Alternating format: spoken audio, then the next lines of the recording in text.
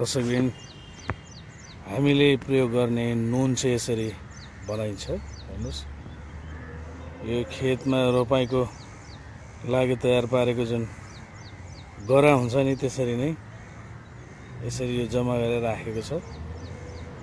पछि यो जम्मा गरेको यो पानी चाहिँ नुनमा परिणत हुन्छ।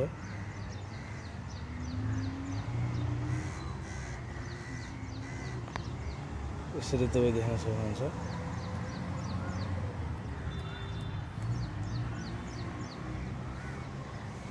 त्यहाँ हेर्नु त सेतैसम्म काम गरिराख्नु भएको छ। ल हेर्नुहोस्,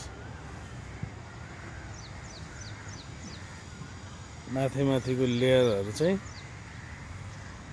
यसरी चाहिँ तानिराख्नु भएको छ।